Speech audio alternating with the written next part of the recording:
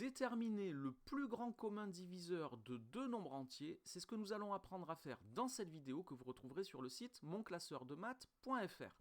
Alors on va commencer par un exemple pour bien expliquer ce qu'est ce plus grand commun diviseur de deux nombres et nous allons regarder la liste des diviseurs de 24 pour commencer. Alors j'explique dans une autre vidéo comment établir la liste de tous les diviseurs d'un nombre. Mais ici je vous la donne, 24 est divisible par 1 et par lui-même, 24 évidemment puisque tout nombre entier est divisible par 1 et par lui-même, mais 24 est aussi divisible par 2, par 3, par 4, par 6, par 8 et par 12. Je vais maintenant faire la même liste pour un autre nombre, je vous donne la liste des diviseurs de 40. 40 est divisible par 1 et par lui-même, mais il est aussi divisible par 2, par 4, par 5, par 8 et par 10.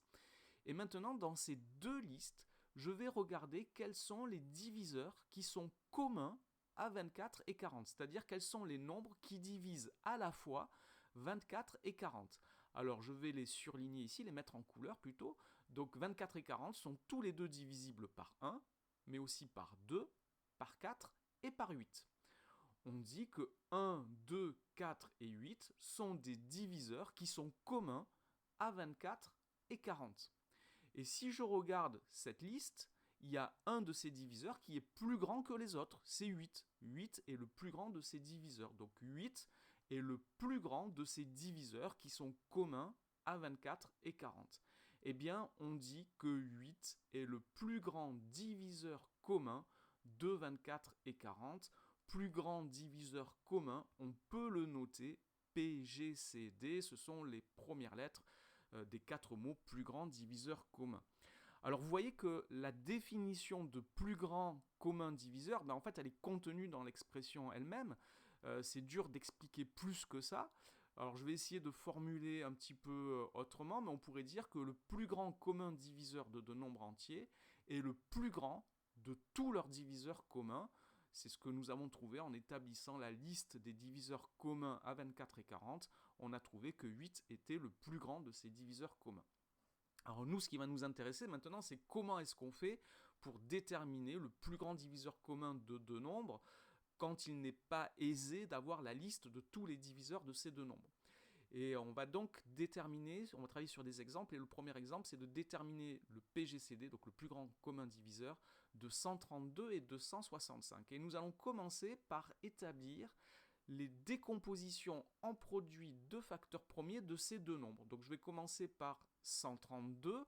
J'ai expliqué la méthode dans une autre vidéo de façon détaillée, donc ici je vais aller un petit peu vite. Je rappelle juste qu'il s'agit d'essayer de diviser 132 par des nombres premiers, et en général, on va les prendre dans l'ordre croissant pour ne pas en oublier. Donc on va essayer de commencer de diviser 132 par 2, puis par 3, puis par 5, puis par 7, puis par 11, etc. Il faut connaître la liste des premiers nombres premiers pour pouvoir faire ce travail. Alors 132 est divisible par 2, le quotient est 66. Maintenant, j'essaye de diviser 66 par 2, ce qui est possible, et le résultat, le quotient est 33. 33 n'est plus divisible par 2, mais il est divisible par 3, le quotient est 11. 11 est un nombre premier, il est donc divisible par lui-même, et le quotient est 1. La décomposition est maintenant terminée. J'ai trouvé que 132 est égal au produit 2 fois 2 fois 3 fois 11. Je fais le même travail avec 165. 165 est visiblement divisible par 5, mais je commence par essayer de le diviser par 2, ce qui n'est pas possible ici, c'est aussi assez évident, ce n'est pas un nombre pair, mais il est divisible par 3. Donc le critère de divisibilité par 3 nous dit qu'un nombre est divisible par 3 si la somme de ses chiffres est elle-même divisible par 3. Or 1 plus 6 plus 5, ça fait 12. 12 est dans la table de 3, donc est divisible par 3, et 165 aussi. Donc quand je divise 165 par 3, le quotient est 55. 55 n'est plus divisible par 3, donc je le divise par 5, ce qui me donne 11. 11 est un nombre premier, et le quotient est donc 1. Et je viens de trouver que 165 est égal à 3 fois 5 fois 11. Alors maintenant que j'ai ces deux décompositions, on va voir comment obtenir le PGCD de ces deux nombres. Et il faut savoir que le PGCD de deux nombres entiers, évidemment, est égal au produit des facteurs qui sont communs à leur décomposition en produits de facteurs premiers. Donc il s'agit d'abord, dans un premier temps, de repérer quels sont les facteurs qui sont communs à ces deux décompositions en produits de facteurs premiers. Alors si je regarde, dans la décomposition de 132, ça commence par 2 fois 2, mais il n'y a pas de 2 dans 165. Par contre, il y a un 3. Le 3 est bien commun aux deux décompositions et le 11 aussi. Par contre, le 5, lui, n'apparaît que dans la décomposition de 165. Donc les deux facteurs qui sont communs à 132 et 165 sont 3 et 11. Et je vais donc calculer leur produit, donc en effectuant le produit des facteurs communs de ces deux décompositions. C'est 3 fois 11 et je trouve donc que le PGCD de 132 et 165, c'est 33. Voilà pour la méthode et on va l'appliquer sur un deuxième exemple. Nous allons chercher le PGCD de 702 et de 252. Et comme tout à l'heure, nous allons commencer par déterminer la décomposition en produits de facteurs premiers de ces deux nombres. Alors je commence par 702. 702 est divisible par 2, le quotient est 351. 351 n'est pas divisible par 2, mais il est divisible par 3 et le quotient est 117. 117 est à nouveau divisible par 3, cela fait 39. 39 est encore une fois divisible par 3, cela fait 13.